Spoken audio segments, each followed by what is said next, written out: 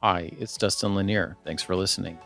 Please find me on LinkedIn for original public sector operations content every week. And please reach out to me if I and my team of procurement professionals at Civic Initiatives can help you be a public procurement change agent. Aaron Carter, thanks so much for joining me in this discussion about procurement agility that we're doing for the National Association of Educational Procurement. I want to thank you for your time today, and also several of your peers who responded to the survey that we put out on some of these items. I'll introduce myself. I'm Dustin Lanier. I run Civic Initiatives. I'm a certified public procurement officer. I was with the state of Texas for several years, and my group works on procurement transformation projects for procurement officers. Aaron, why don't you introduce yourself? I'm sure, of course, most of these folks are going to know you, but let us know who you are. Yeah, thank you, Dustin, and thanks for having me. So I'm Aaron Carter, Assistant Vice President at the University of Illinois. I run a department that's charged with a number of cooperative activities for all the 13 four-year institutions in the state, from sourcing activity to legislative work, policy work, and kind of everything in between. So glad to be here. Big fan and supporter of NAEP, so looking forward to it. That's great. So, so we tried to context this session as talking about agility and procurement in higher education. So why don't we put some definitions on the table? I wrote an article in May, back when COVID was starting, talking about the need to rethink procurement operations around capacity, agility, and resiliency. And my definition for agility in that one was about maximizing our resources through effective processes. And if we understand certain concepts such as constraints on the system, throughput through the system, velocity, which is adding and accelerating pace, then we can remodel our processes to eliminate unproductive, antiquated, and duplicative actions that don't contribute to the creation of value. So that was what I put on the table. So why don't you put some thoughts on the table as far as agility in a procurement context from the chair that you're sitting in? Yeah, I think you hit the nail right on the head, and especially in this time, this very unique and unparalleled year, we're kind of living in this ability to navigate the various requests and the unknowns that are happening day in and day out as we kind of bring students in, move students out, bifurcate sessions. As we look at our ability to test and now potentially vaccinate, the agility in the procurement office is unbelievable. In our ability, I guess is the best way to put it, is to be able to be flexible in what's going on at the institution, what our researchers need that are on the front lines of this, what our medical community may need, and for us to be able to kind of pivot on a dime and to make those things happen for our institutions, it's huge. That's great. So I tried to get in touch with you earlier this week, and you were mentioning needing to get on the road to personally pick up some refrigeration devices. So I guess that it hasn't all dissipated yet, right? So so talk about what has been happening, and supply chain pressure. It's almost a cliche at this point, but the mission for procurement has not abated, and it still continues to press. We've had these pressures all year, and then of course you have all of your traditional work that still needs to be executed. So how does this current time and the current pressures that we have really drive this need for this conversation about agility and procurement? Yeah, it highlights it. So, as you said, we still have all our traditional needs. We still, in Illinois, for the most part, brought students onto campus. So we still had all the needs to, all their everyday needs to live. We also needed to feed them and teach them. And also with that, make sure our faculty and our research community kept going. And then kind of as you let a layer on top of that, especially at the University of Illinois, right, pioneering the testing procedures that we've now rolled out regionally, even nationally. So for procurement, it's been, it's been a pleasant spotlight for once, right? Is that this need to go out and compete for the resources that are needed to make all these things happen. And, at least for us and a lot of my national colleagues, right, we came through and we've looked phenomenal doing it. So it's been really great. It's, not a situation that any of us would ask for or want again, but we've really come through and performed really well. That's great. How has it been as far as comparing the immediate pressure towards the start of this thing as you guys were preparing for students to come on, and of course the research responsibilities for the kind of institutions that you're dealing with, to now? Is it the same? Has it changed? Is it still at a steady state? How was it then versus where we are heading into the winter? Yeah, I honestly, I think the pressure is unabated, right? It's been there from the beginning. I think the difference is you've seen is, a lot of our teams have come to terms with the fact that this is what we're going to deal with, right? What is next, right? So we kind of wake up every day, just kind of coming in, trying to perform the best we can. It's nice, right? The things shift now as we're shifting, we're full bore in testing, but now when there's talk of vaccination, what's that going to need to do that on our campuses, and even in our communities and our state, right? For some of us that have worked more broadly, I wouldn't say the pressure's changed, right? Because as you mentioned, the supply chain is really strained nationally and globally, even for some of the items that we need, and it's been a challenging. It's required some longer hours and to be the best you can be to go out and find these things, or quite frankly, testing shuts down, right? Or students go home. So, the ability to be able to move and to be able to be, nimble has been huge for us. And a shout out to, at least for us in our state, our governor, right, that's provided, some relief in some of the typical procedures that we normally have to go through. Under executive order, he's made it a little more flexible for us to go out and procure goods nationally, maybe for some non-traditional vendors. So that's been a huge component to our success.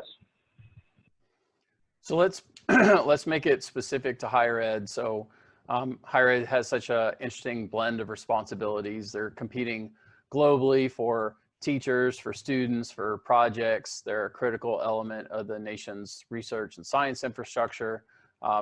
They're responsible for safely maintaining a diverse population from, again, all over the planet, and then interfacing that population with an older population of teachers who have had some of their own concerns about COVID and coming back to class. So being specific to higher ed, talk about the need for agility in procurement on how we're trying to try some new things and maybe open up some pathways to execute this supply chain.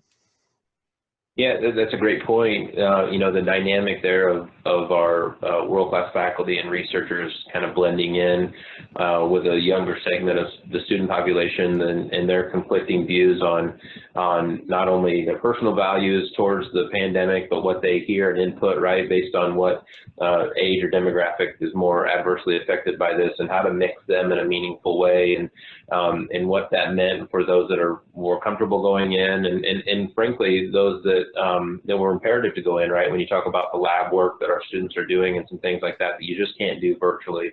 But for those classes, we were able to kind of move to a safe distance, right? We separated out some class sizes, but then when we could go virtually, finding the technology that everybody wanted immediately, right? Webcams, or even down to new PCs or whatever it needed to happen to not only make, faculty and students comfortable but successful, right, in the transition, because the requirement there, or the hope, is that there was zero diminishment in the experience or the educational value that our students received.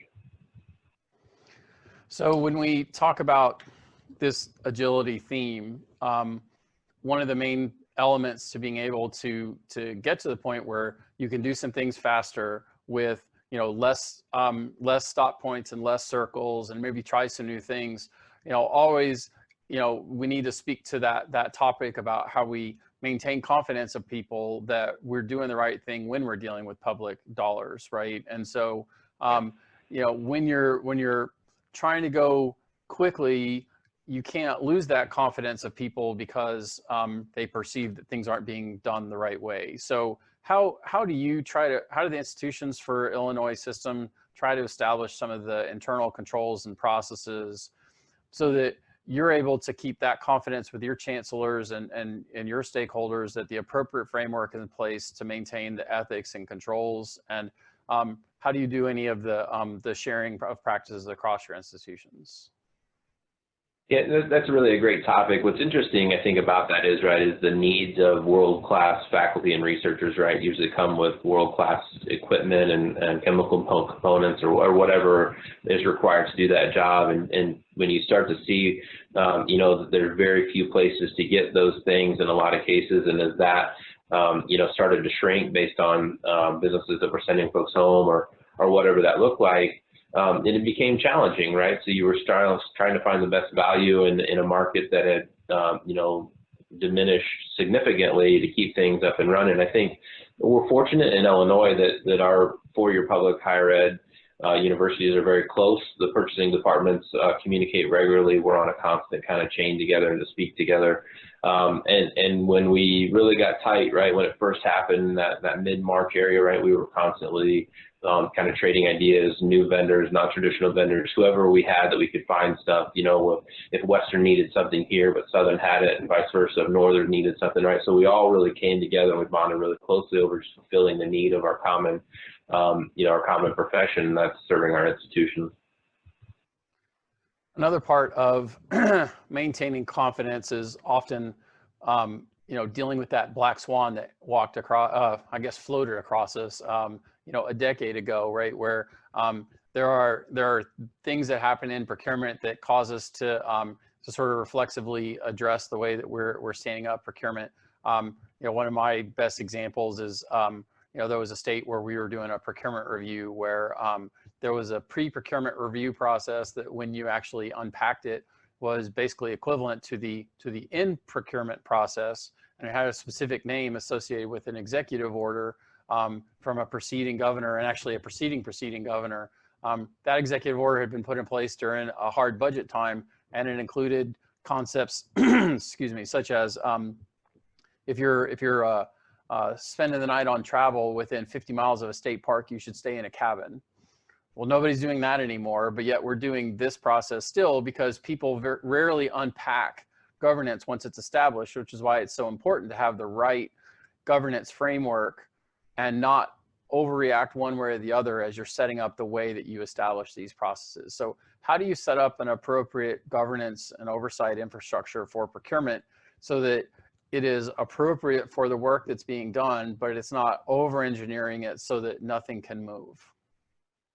Yeah, I think that's the huge part of our relationship as we engage is finding a way to do that and to look out nationally and find the best practices for that. The things you made up, right? We're kind of a poster child for that, right? We had a murderer's row of sending, a lot of our governors to federal correctional facilities, and that's created, right, a procurement landscape in Illinois that's, like a Christmas tree that's so many ornaments, it's falling under its own weight, right? Because we stacked on the requirements and added them. And really, at the end of the day, it's continuing to find that public trust that we want to give everyone because we're very concerned and compassionate about the way we procure, but at the same time, higher education, especially large research institutions, need to be flexible enough to go out and attract the best faculty and the researchers and the brightest students, and do so in a way that we can compete on a global scale and continue to change the world with what we put out. So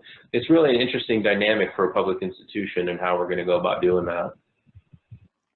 So let's talk about some of the actual elements of the process itself.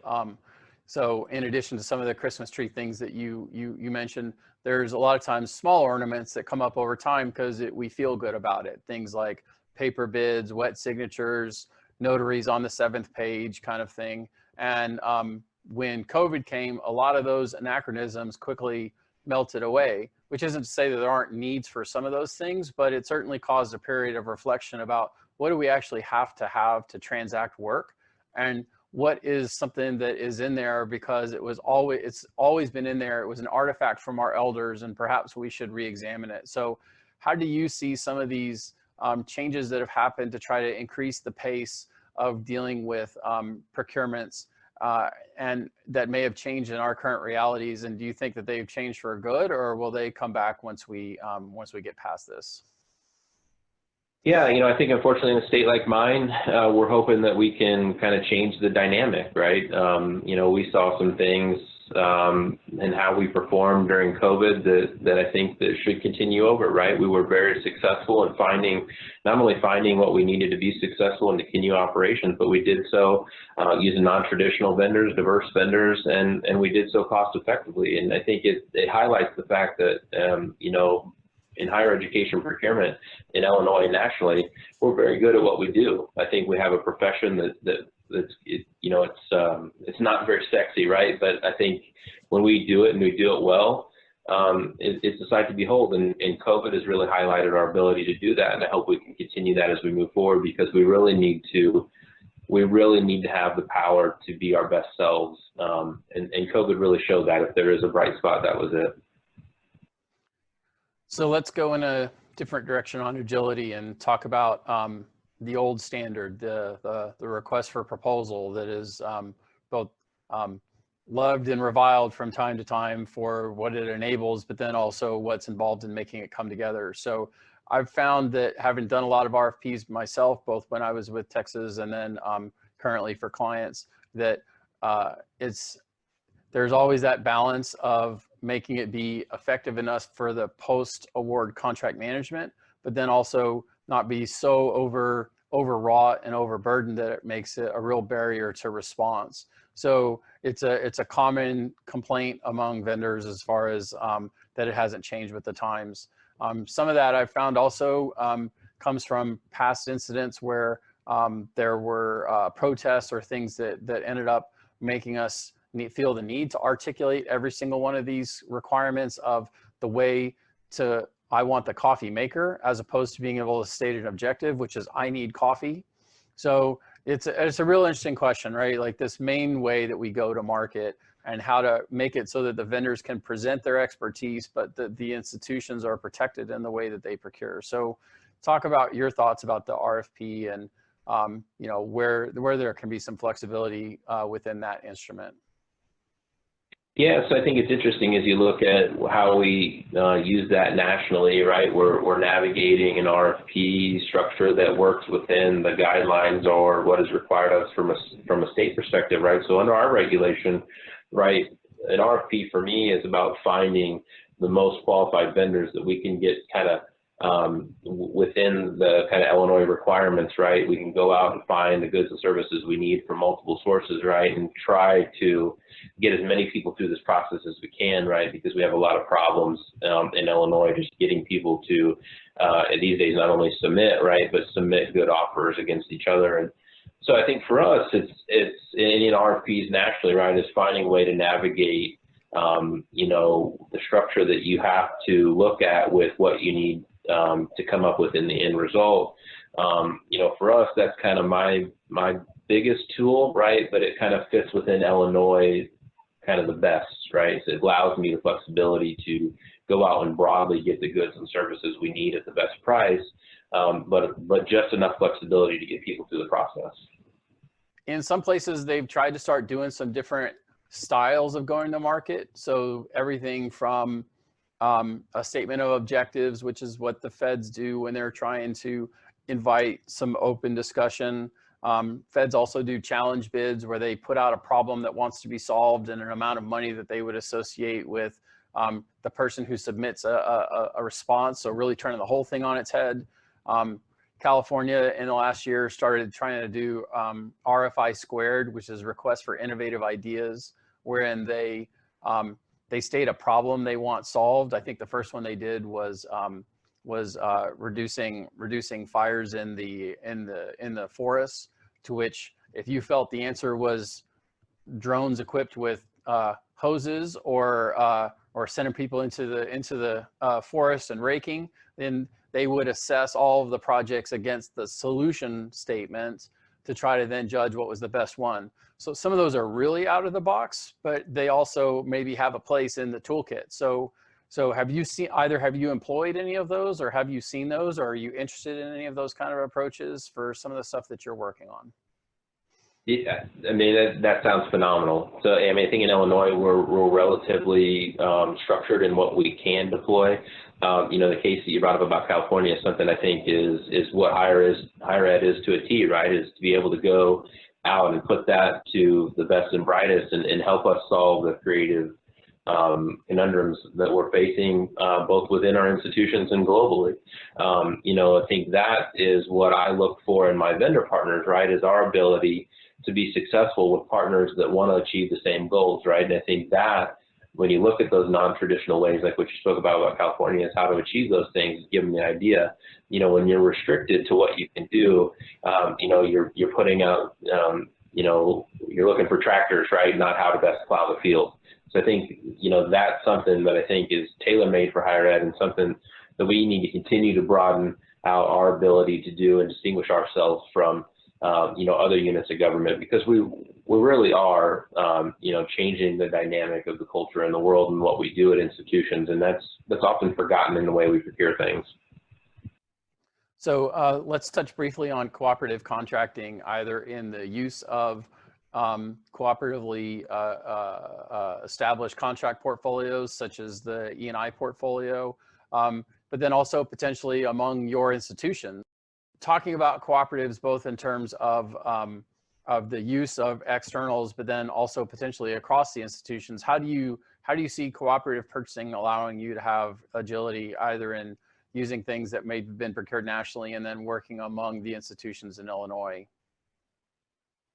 Yeah, so I'm a huge proponent of cooperative purchasing if done correctly, right? And I'm a vocal voice nationally in that we want cooperative partners that remember that institutions, both public and private, right, have this mission that can't be forgotten based on the bottom line. So I think cooperative purchasing has an opportunity to lead the way, but it has to be done so in a meaningful way that puts the institutions first.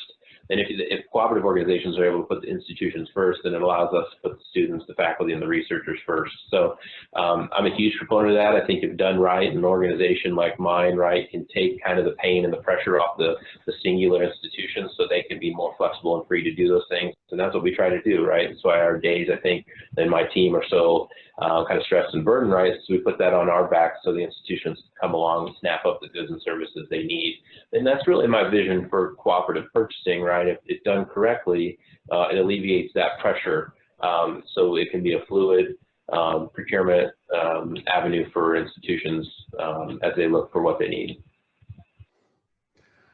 So now, in preparation for this and in just general gathering of good practices, we did a survey where we asked higher education entities to chime in on a few fronts, including the nature of the operating model, some key policy points on the way that the framework works, and approach to automation. And as of the taping of this video, we're still compiling responses. There's more coming in. I have a couple more that I'm doing direct interviews with tomorrow. So all great stuff, and we appreciate everybody who participated in that. And all of it is for use and for purpose. So we'll share back an extract of some of the key topics back with participants. And if anybody didn't participate but is interested in the topic, they can send me an email and we'll get them an extract as well. So, so out of the things I mentioned that we were dealing with in the survey, let me pluck out the topic of automation. I actually did a series of videos about 6 weeks ago on procurement automation, where I tried to break out some of the elements of procurement automation into some of its sub-elements, to try and make it more broadly understandable and segmentable.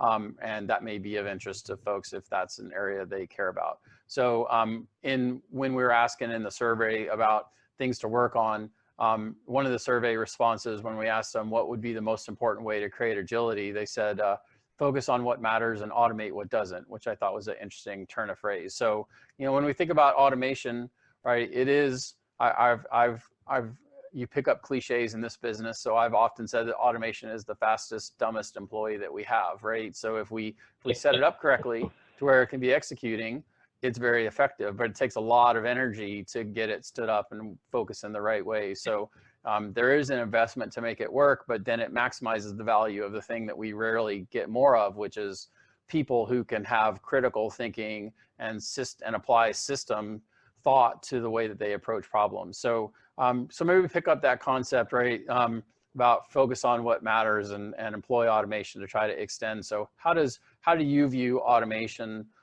as a way to allow you to maximize the value of the time spent on things that your people touch with their actual hands?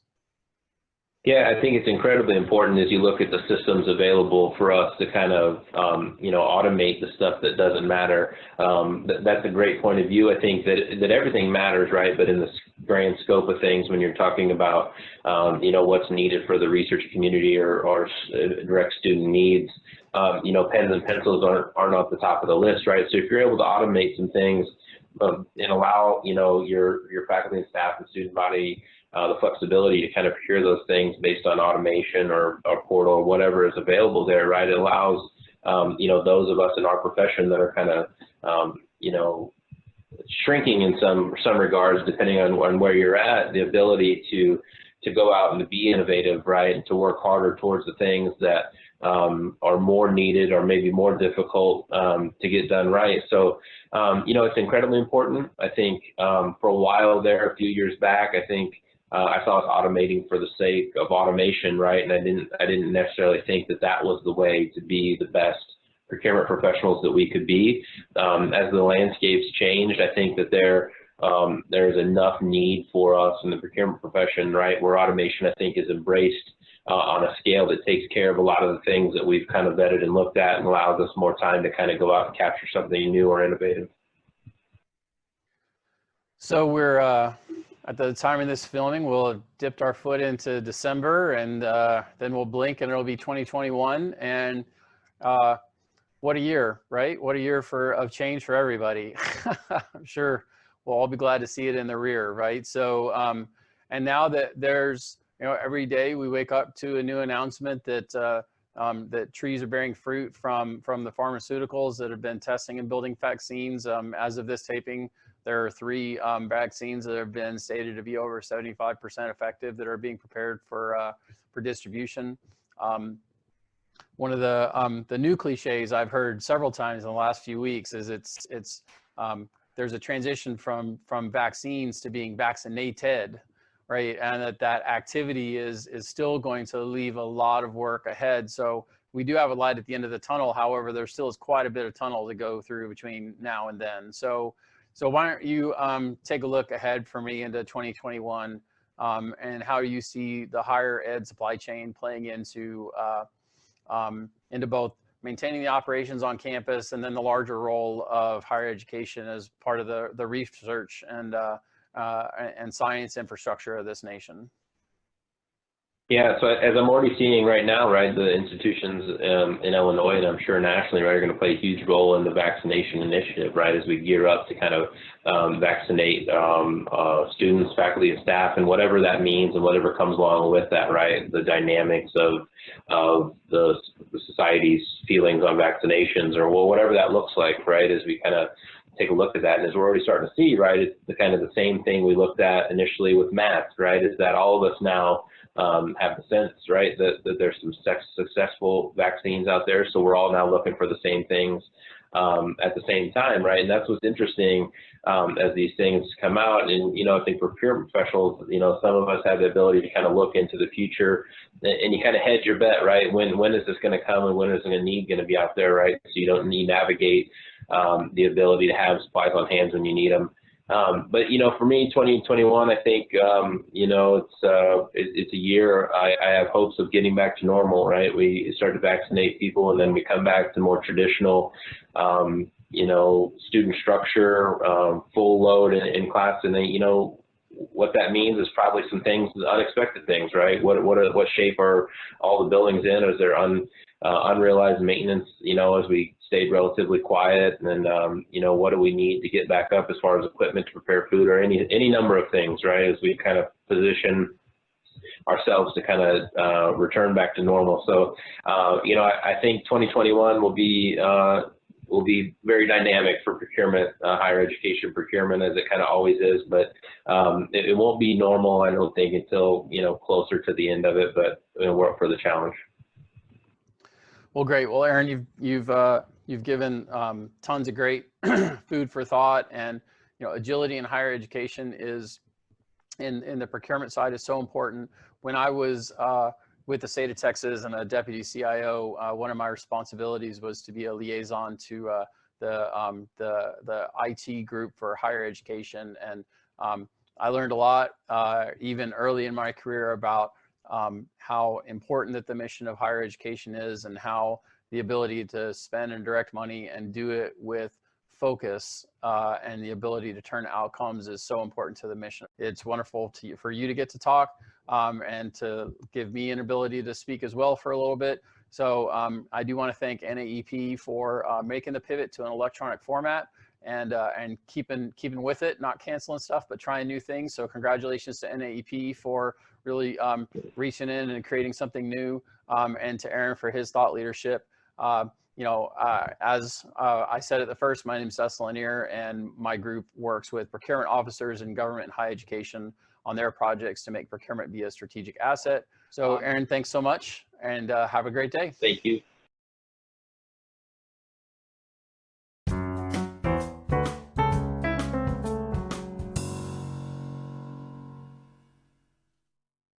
Hi, it's Dustin Lanier. Thanks for listening. Please find me on LinkedIn for original public sector operations content every week. And please reach out to me if I and my team of procurement professionals at Civic Initiatives can help you be a public procurement change agent.